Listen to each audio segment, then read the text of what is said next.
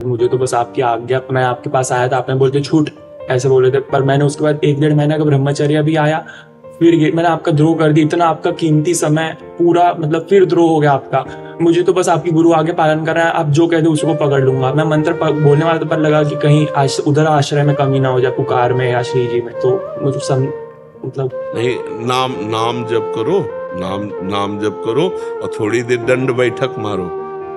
दंड बैठक मारते हो? अभी थोड़े दिन से जिम चालू किया जब से आप इसके पास। हाँ, थोड़ी देर मतलब व्यायाम करो और आधा घंटा प्राणायाम करो। प्राणायाम समझते हो? हाँ, सीख लो, आजकल तो सिखाने वाले लोग हैं। प्राणवायु संशोधन और शरीर व्यायाम और खूब सेवा पाठ, अपना जो पढ़ाई लिखाई जो अपना हो उसे करो। बीच बीच में राधा राधा राधा राधा नाम जपते रहो, ठीक है? और ज्यादा खोपड़ी मत दौड़ाओ, ज्यादा ब्रह्मचर्य के लिए परेशान मत हो। आपका द्रोह किया था। कौन सा द्रोह? कह रहे आज्ञा का उल्लंघन हो। कोई बात नहीं है, ये तो चलता है। द्रोह थोड़ी इसे कहते हैं। द्रोह तो होता है कि डट के विरोध करना। अरे भाई, आज्ञा पालन नहीं हो पाया, बच्चे हो, इसमें कोई द्रोह थोड़ी माना जाता है। आप निश्चिंत, और ब्रह्मचर्य का ज्यादा दिमाग ना लगावे, भूल जाओ उसको तो ब्रह्मचारी हो जाओगे। ज्यादा ब्रह्मचर्य रहना रहना रहना, अरे यार ये तो घाटा हो गया, स्वप्न दोष हो गया, अब ब्रह्मचर्य वो आपको परेशान कर देगा। छोड़ो, उसको भी छोड़ो। महाराज ऐसे परेशान हाँ, नहीं, ऐसे नहीं होना चाहिए।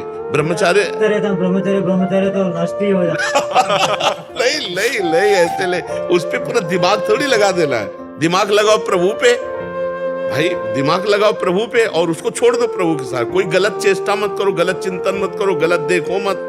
समझ रहे हो ना? आपको जब से सुना तब से छोड़िए, कभी देखता नहीं, कभी क्रिया नहीं करो, हाँ। आपने आप हो जाता है। हाँ, नहीं, बहुत अच्छे हो, पर अब इसका भी चिंतन मत करो कि 10 दिन हो गए ब्रह्मचर्य के, 11 दिन हो गए ब्रह्मचर्य के, 12, अब तो 12 दिन में फेल हो गए, अब क्या होगा? ऐसे नहीं चला जाता है। देखो, ब्रह्मचर्य का आप खुली बात समझो, जैसे बटलोई में दाल चढ़ती है तो उसका उफान आती है, ऐसे हमारे शरीर की गर्मी कभी कभी निकलती है सबके, उसे ब्रह्मचर्य हानि नहीं कहते। ये हम परमहंस की बात बता रहे हैं। नजफगढ़ में श्री ओंकारानंद सरस्वती जी परमहंस जी थे, जब हमारी 15-16 की अवस्था थी, तो उन्होंने बताया जब कोई क्रिया से ब्रह्मचर्य नष्ट किया जाता है या फिर स्वप्न में सहवास देखा और फिर, तो वो दोष माना जाता है, अन्यथा वो शरीर का विकार है, वो अपने आप निकल जाएगा। उसके लिए परेशान ना हो कि हमारा ब्रह्मचर्य नष्ट हो गया। आपकी तरफ से कोई चेष्टा नहीं होनी चाहिए, बस आप निश्चेष्ट हैं और स्वाभाविक शरीर के जैसे दोष निकलते हैं, मलमूत्र निकलते हैं, ऐसे वो दोष है, वो उसमें कोई परेशानी नहीं। जब हमारे अंदर कोई सहवास की चिंतन वृत्ति होगी या हम कोई क्रिया करेंगे, तब वो संतानोत्पत्ति का जो पावर ब्रह्मचर्य है वो क्षीण होता है। और ऐसे अपने आप नहीं क्षीण होता, अपने आप जो दोष होता है वो शरीर का विकार होता है, निकल जाता है, उससे कोई हानि नहीं होगी। महाराज आपका दोस्त बना लीजिए ना महाराज। हमारा तो पूरा विश्व दोस्त है, अब जो दुश्मनी करे वो बात अलग, नहीं दोस्त तो है जी। विद्यार्थी या शिक्षक प्रश्न करते हैं, हम कहते हैं कि राधा नाम जपो, मान लो प्रशिक्षण देते समय कहते हैं कि नाम लेना चाहिए जो भी आप प्रभु को मानते हो जी। तब वो यूं कहते हैं कि भगवान कब मिलेंगे। मैंने कहा प्रयास तो करो, बहिरंग से आप शुरू तो करो, अंतरंग में अपना पाएंगे। पर हम प्रणाम करते हैं उन बच्चों को जो प्रश्न करते हैं कि भगवान कब मिलेंगे। कम से कम प्रश्न तो उठा, भगवान के लिए प्रश्न तो उठा। धन्य है जिसके हृदय में ये प्रश्न उठ जाए, और धन्य है उसके जिसके हृदय में ये ललक लग जाए, और धन्य है जो प्रभु के लिए रुदन करने लगे, विकल हो जाए। पर वो भी प्राथमिक धन्य है जिसके अंदर प्रश्न उठा कि भगवान कब मिलेंगे। वो ये भी कहते हैं कि आपने भगवान को साक्षात्कार किया क्या। मैंने कहा मैं तो प्रयासरत हूँ। जी जी जी, बिल्कुल। और जो भगवान को साक्षात्कार किए हैं वो ना कह सकते हैं कि हाँ, और ना कह सकते हैं, क्योंकि हाँ नहीं कह सकते वो अनंत है, और ना नहीं कह सकते क्योंकि उसके बिना हम जी नहीं सकते। तो जब मैं था तब हरि नहीं, और आप हरि हैं, बस यही साक्षात्कार होता है। आप समझ ला, जब साक्षात्कार होता है तो यही साक्षात्कार होता है। जब मैं था तब हरि नहीं, और अब हरि हैं, मैं ना है। प्रेम गली अति साखिरी तावे दुल सवाए। और कोई कण ऐसा नहीं जहाँ भगवान नहीं, तो इन सब में भगवान है, सब में। हमारी थोड़ी दृष्टि पवित्र हो जाए तो इन्हीं में दिखाई देंगे। वही वही मत्ता परतरम नान्यत किंचिदस्ति धनंजय, मेरे सिवा और कोई नहीं। सच्ची वाली है, मेरे प्रभु इन सब रूपों में बैठे, पर मलिन दृष्टि है तो स्त्री दिखाई देता है, पुरुष दिखाई दे रहा है, बच्चा दिखाई दे रहा है, बूढ़ा दिखाई दे रहा है, लेकिन कृष्ण नहीं दिखाई दे रहे। और गोस्वामी तुलसीदास जी को सिया राम मैं सब जगह चाहते, सब जगह भगवान सिया राम विराजमान दिखाई दिए। वही बैठे, दूसरा कोई है नहीं। वही बैठे, जैसे मंदिर में बैठे ऐसे इस शरीर रूपी मंदिर में सबके बैठे हुए। विपिन बिलासी शरण जी। राधा वल्लभ शेरवंश। राधा वल्लभ शेरवंश। महाराज जी आप हमारे गूगल हैं, हमारी छोटी सी बड़ी समस्या जो भी होती है उसका आप समाधान करते हैं अपने सत्संग और एकांतिक वार्तालाप के द्वारा, लेकिन एक विचार बार बार परास्त कर रहा है। जितना खुद को रोकता हूं उतना ही ज्यादा एक बार में गुस्सा कर देता हूं। सत्संग के कारण निराशा हावी नहीं हो पाती, परंतु अब और छन्नी में दूध नहीं दूना। इससे पहले लालजू ऑपरेशन करें, आप इसका इलाज करते हैं। गुस्सा किस बात में आते हैं? अनुकूलता में कभी किसी को गुस्सा नहीं आएगी, कभी किसी को नहीं आएगी। जब प्रतिकूलता आती है तब गुस्सा आती है। और क्रोध का मूल जड़ है काम। हम शांति की कामना कर रहे हैं और उसको अगर कोई भंग करेगा तो हमें क्रोध आ जाएगा। हम जो चाह करते हैं उसके विपरीत जब होता है तब क्रोध आ जाता है। और वही हमारी कसौटी है कि हमारी चाह के विपरीत हो और हमें क्रोध ना आए। यही हमारी कसौटी है। हमारी कसौटी है कि जैसे हमको कोई विदेशी भाषा में हमको गाली दे, जो हम भाषा नहीं जानते, तो हम केवल देखते रहेंगे, मुस्कुराते रहेंगे, कुछ बोल रहा है।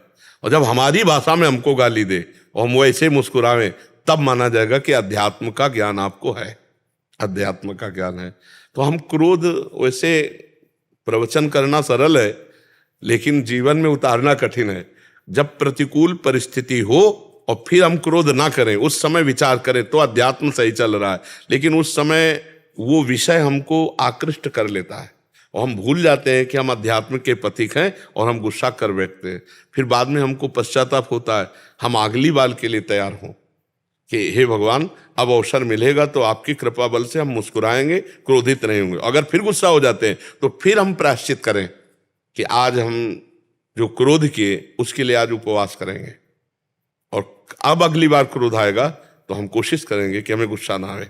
धीरे धीरे आप क्रोध पर विजय प्राप्त कर लेंगे। धीरे धीरे आप इस पर धीरे से चलिए, अपने ऊपर भी गुस्सा मत होइए। ये बहुत शांति से चलने वाला मार्ग है। अध्यात्म मार्ग बहुत शांत मार्ग है। इसमें उद्दंडता नहीं कि यार हमें गुस्सा क्यों आ गया तो हम अपने को पीटने लगे, अपना कोई अहित करने लगे। नहीं नहीं नहीं, इसके लिए भी शांत रहें। क्योंकि इस शरीर को पीड़ा देने से, जैसे सांप अंदर बांबी के बैठा है बिल के और ऊपर लाठी चलाओ तो कोई फर्क पड़ेगा क्या? सांप पे तो कोई फर्क नहीं पड़ेगा। तो जो तुम्हें क्रोध दिलाया वो अज्ञान तो अंदर बैठा हुआ है, आप शरीर को पीड़ा दे तो उससे फर्क क्या पड़ेगा? अब जैसे उपवास किए, उपवास करके भजन किए तो उस पर फर्क पड़ रहा है। जो देहाभिमान है उस पर फर्क पड़ रहा है, जो अज्ञान है अब उस पर फर्क पड़ रहा है। और मन विचार करेगा गुस्सा किया तो ये 2 दिन भूखा मारेगा, पीड़ा पहुंचेगी ना उसको भूख की, ऊपर से पीड़ा। 2 दिन ये हमको व्रत में रखेगा और डट के जप करेगा तो अब हमें गुस्सा नहीं करनी। और जब गुस्सा का अवसर आवे तो दांत पीस ले और राधा राधा अंदर अंदर बिल्कुल खोले ना। वो गाली दे, खूब गाली दे, पर खोले ना वहां से। या तो हट जाए मौन होकर के चुपचाप, और या तो हिम्मत हो तो डटा रहे, बस बोले ना तो नहीं तो अगर बोलना शुरू हुआ तो फिर गुस्सा का काम ही है, फिर वो मतलब गलत करवा देगा, या तो गलत बुलवा देगा या तो फिर मारपीट होने लगेगी। या पूज्य जनों को भी गाली दिलवा दे। गुस्सा वो चीज है, अपने पूज्य जनों को, माता पिता वयोवृद्धों को भी अपशब्द बुलवा दे। क्रोध ऐसी चीज है, अरे अपशब्द क्या, थप्पड़ मरवा दे। ज्यादा गुस्सा आ जाए तो कहो मारपीट शुरू हो जाए। इसलिए क्रोध तो बहुत नाशकारक है और प्रायः जितने भी विनाश होते हैं वो सब क्रोध से ही होते हैं। क्रोध को शांत करने की कोशिश करें, भगवान बल देंगे। और धीरे धीरे क्रोध विजयी, काम क्रोध लोभ मोह मद मत्सर, ये 6 शत्रु हैं जो जीव को बांधकर दुर्गति कराते हैं। महाराज जी पहले तो क्रोध की जलन 5 मिनट थी, अगर उस समय जैसे आप कह रहे हैं, पर बाद में तो दिनों तक चले जाती है। बहुत पश्चाताप होता रहता है कि यार हम क्यों गुस्सा हुए। बिल्कुल ठीक बात है। अगर पहली गर्मी सह जाए दांत पीस के तो वो 5 मिनट की गर्मी होती है, और अगर हम गर्मी में बोल गए तो बड़ी गलती हो सकती है, बड़ा परिणाम, अरे पूरा जीवन बर्बाद हो सकता है, पूरा जीवन बर्बाद। मान लो कहीं हाथ ऐसे किसी के लग जाए, उसकी मृत्यु हो जाए तो आजीवन जेल कारावास। तो हमें क्रोध को थोड़ा शांत करना चाहिए। मित्रविंदा सोनी जी राजस्थान से। राधे राधे महाराज जी। महाराज जी, मैं पिछले 7-8 महीने से पिताश्री के माध्यम से गुरुदेव के वचनों को जीवन में ग्रहण करने का प्रयास मात्र कर रही हूँ। आपके दर्शन की इच्छा थी जो आज पूर्ण हुई। महाराज जी, मेरा एक प्रश्न है। महाराज जी, प्रेम भक्ति को सौम्य, नम्र, कोमल, शांत बनाकर जीवन की पूर्णता देता है। लौकिक जगत की पूर्णता क्षणभंगुर है, लेकिन आध्यात्मिक जगत की पूर्णता ईश्वर से प्रेम है, मोक्ष है। तो उस प्रेम की उत्पत्ति का स्रोत और स्वरूप क्या है? नाम। प्रेम मूल यह नाम है, प्रेमी रसिक जपत यह नाम। प्रेम मगन निज बन विश्राम, श्री हरिवंश जहाँ रहे। प्रेम प्रवाह परे जन सोई, तब क्यों लोक वेद सुधि होई। जब श्री हरिवंश कृपा करी, व्रत संयम तब कौन कराई। संतत सकल सुनो चितलाई, श्री हरिवंश प्रताप जस। प्रेम पहला नाम से ही प्रकाशित होता है। दूसरा गुण लीला चरित्र श्रवण से प्रकाशित होता है। जो उपासक निरंतर नाम जप करता है, भगवान की लीला चरित्रों का गायन करता है, भगवान की लीला चरित्रों को सुनता है, उसके हृदय में विशुद्ध प्रेम जागृत हो जाता है। रत्नावती जी का पावन चरित्र पढ़ करके देखिएगा। कभी पढ़ा है? किसका प्रश्न है? कभी रत्नावती जी का चरित्र पढ़ा है? एक बार पढ़िएगा चरित्र। उनकी दासी जी भगवान के प्रेम में निमग्न थी, तो कभी कभी बोल उठती थी, हा वृंदावन बिहारी, हा गोविंद, हा कुंज बिहारी। तो वो एक जैसे संसारिक रानी होती है ऐसे थी। तो उन्होंने एक दिन देखा एकांत में आकाश की तरफ आंख करके रोती हुई करे, हा कुंज बिहारी। तो उनको पता नहीं था कि कुंज बिहारी नाम भगवान का है। तो उनका तू मेरी दासी है और परपुरुष से किसी से प्यार करती है, क्योंकि लक्षण प्रेम के हैं, तू किसको पुकार कर रोती है एकांत। वो सहम गई एकदम कि मेरे भगवत प्रेम को महारानी जान गई। तो उनका नहीं महारानी, तो उनका नहीं, मैं तुम्हें दंड दूंगी। तुम परपुरुष से कैसे प्यार कर सकती हो, हमारी दासी हो। तो उनका महारानी मत पूछो, नहीं ऐसा रोग है कि अगर आपके चढ़ गया तो आपका ये सब रानी पना जो है ना, ये मारा घूमेगा। और वो अपने आवेश में आ गई। उनका क्या तुम समझती हो किसी संसारिक पुरुष का नाम है? ये वृंदावन बिहारी, कुंज बिहारी, गोविंद, ये श्री कृष्ण चंद्र जी का नाम है। तो एकदम वो कह, मुझे क्षमा करो, मैं समझती थी आप गलत हो। अब आज से आप पैरों के पास बैठकर हमारे पैर नहीं दबाओगी। आज से आप हमारे सिंहासन के सिराने बैठोगी और हमें कुंज बिहारी की बातें बताओगी। भगवत चर्चा सुनते सुनते ऐसा प्रेम हुआ कि मूड मुड़ाकर संतों के बीच में बैठ गई रत्नावती जी। पति का इतना भारी विरोध, उनके पावन चरित्र को पढ़िए। तो भगवान के पावन चरित्र सुनने से और भगवान के नाम जप से प्रेम का प्रकाश हृदय में होता है। और जब प्रेम प्रकाशित होता है तो क्या क्या होता है ये कहने की जरूरत नहीं। अनिर्वचनीयम प्रेम स्वरूपम, प्रेम की जो महिमा है वो अनिर्वचनीय, सूक्ष्मतरम, बड़ा सूक्ष्म है। अनुभव स्वरूपम, केवल अनुभव में आने वाला है। प्रतिक्षण वर्धमानम, प्रतिक्षण बढ़ता रहता है। प्रीतम का साक्षात्कार होते हुए भी वो प्रीतम के लिए तड़पता रहता है। कैसी अजीब बात है। अरबरात मिलवे को निश दिन मिले ही रहत, मनो कबहू मिले ना, यह है प्रेम। अरबरात मिलवे को निश दिन, रात दिन मिलने के लिए तड़पन हो रही, और वो रात दिन मिले हुए हैं, फिर भी ऐसा लगता है कभी नहीं मिले। अरबरात मिलवे को निश दिन मिले ही रहत, मनो कबहू मिले ना। भगवत रसिक रसिक की बातें रसिक बिना को समझ सके ना। प्रेमी के हृदय की बात तो कोई प्रेमी ही जान सकता है। जैसे हमारे प्रिया प्रीतम आज तक पहचान नहीं हो पाई, अब इसे कैसे जानोगे? श्री लालजू में, श्री कृष्ण चंद्रजू में और प्रियाजू में आज तक पहचान नहीं हो पाई, और दोनों एक ही संग रह रहे, दोनों एक ही संग रह रहे। श्री स्वामी हरदास, चूंकि ये बहुत गूढ़ प्रेम रस की बातें हैं और प्रेम का ही प्रसंग है, इसलिए थोड़ा नहीं, समाज लायक नहीं। श्री स्वामी हरदास जी बिहारी जी महाराज कह रहे हैं, प्यारी जू जब जब देखो तेरो मुख तब तब नयो नयो लागत, ऐसो भ्रम होत देखो न कबहूरी, दुत को दुत लेखने न कागत। श्यामाजू से लालजू कहते हैं, हे श्यामाजू, आपको जब जब देखता हूं तब तब ऐसा लगता मैंने आपको कभी देखा ही नहीं, क्योंकि प्यारी जू का ऐसा रूप है। प्रतिक्षण वर्धमानम नवम नवम, अबहीं और अबहीं और अबहीं और। प्रेम में इतनी भूख हो जाती है कि अपने प्यारे के सानिध्य में रहते हुए भी ऐसा लगता है कि मैं कभी मिला ही नहीं, मैं कभी मिला ही नहीं। दो आदिन अंत विहार करें तो लाल प्रिया में भई न चिनारी।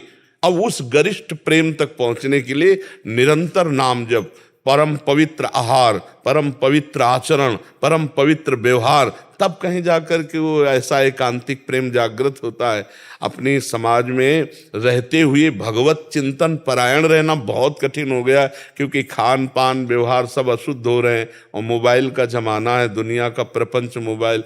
आज तो हम देख रहे हैं कि लोगों की दृष्टि केवल दोषों पर टिक रही है। वो केवल दोष दर्शन में, दोष मार्ग में, दोष कथन, दोष श्रवण, दोष चिंतन, दोष दर्शन, कहाँ प्रेम और कहाँ आज की वृत्तियां। बड़े धन्य भाग हैं जो आज इस कलिकाल में कोई भगवत प्रेम के मार्ग में चलना चाहता है। प्रेम बड़ा गूढ़ विषय है। प्रेम ऐसा समझ लो कि होली खेल करके ही प्रेम होता है। होली अपने प्रीतम की होली, दो प्रकार की होली होती है, एक होती है रंग होली और एक होती है नहीं, बोले क्या जल रही, होली जला के फिर रंग की होली खेले।